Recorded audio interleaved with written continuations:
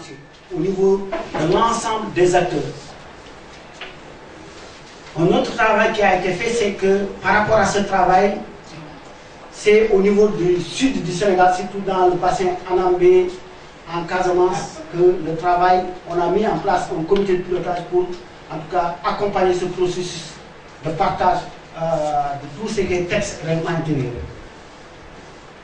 En plus de cela, avec la contribution du gouvernement, le CIRIS a eu à partager par rapport aux points qu'on avait soulignés hier, les 8 points de l'État du Sénégal s'était engagé pour accompagner en cas d'autosuffisance en riz. Le CIRIS a mis en place un dispositif de suivi pour suivre un petit peu ces engagements.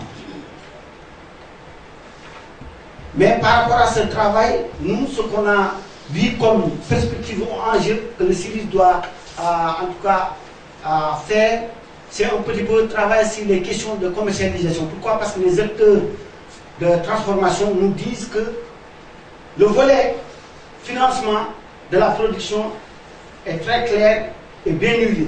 Mais le volet commercialisation, financement de la commercialisation n'est pas très huilé. Bien vrai que l'État a mis de l'argent par rapport à ça. Donc il faut impliquer non seulement d'autres banques en dehors de la CNCS, parce que c'est la CNCS jusqu'à présent, la Caisse nationale de crédit, qui finance la production, la commercialisation et un peu tout ce qui est équipement. Mais les autres acteurs, tels que les usiniers et les autres banques, veulent être impliqués dans ce processus de financement. L'autre aspect, c'est l'INOCA, donc une organisation de commerçants qui disent que par rapport à la négociation de prix, ils veulent être impliqués d'une façon très forte. Pourquoi? Parce que c'est les représentants régionaux jusqu'à présent au niveau de la vallée du Sénégal qui sont impliqués, mais eux, ils veulent au niveau national qu'ils soient plus impliqués, qu'ils participent à cette négociation. Parce que c'est eux qui commercialisent le riz au niveau national, c'est eux qui importent le riz vers le Sénégal. Donc ils doivent être impliqués suffisamment. Ça, ils voient que ça c'est quand même un travail que le CIRIS doit élargir pour pouvoir travailler avec aussi ces questions-là.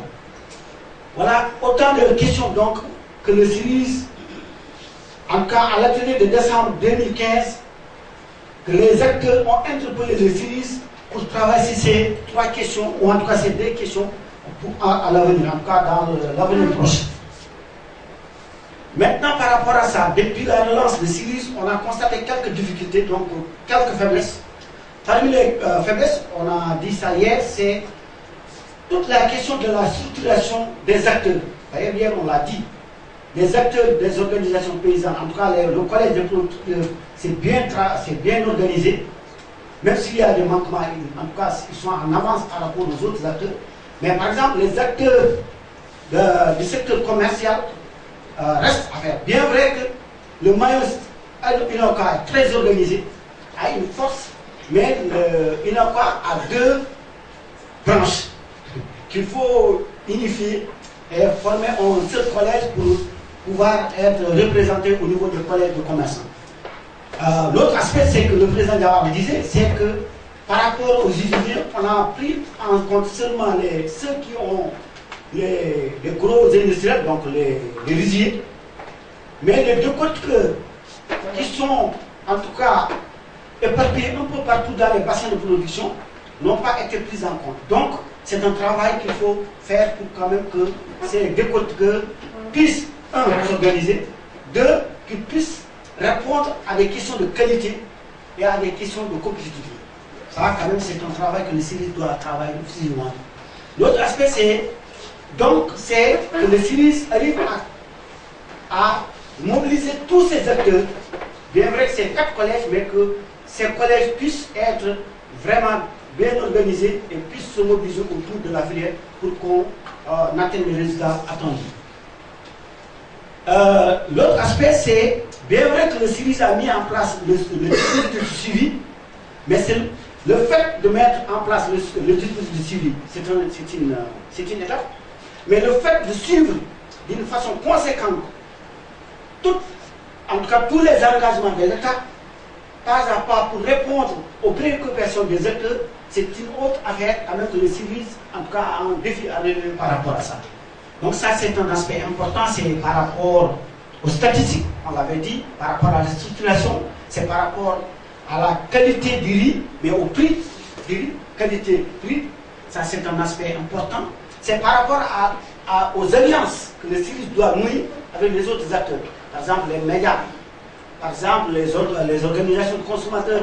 Ça sont des aspects que le CIRIS doit travailler pour embrasser tous ces facteurs, tous ces acteurs pour que l'on puisse quand même avoir une intervention forte, représentative, qui permet quand même de répondre aux aspirations des acteurs.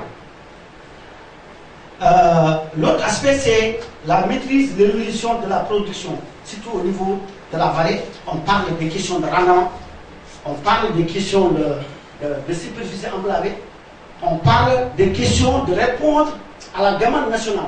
Ça sont des questions éminemment stratégiques que le CIRIS doit travailler pour pouvoir quand même arriver aux objectifs de 2017. Vous savez que les acteurs, le CIRIS, l'État s'est fixé comme objectif en cas de répondre à l'autosuffisance en riz en 2017.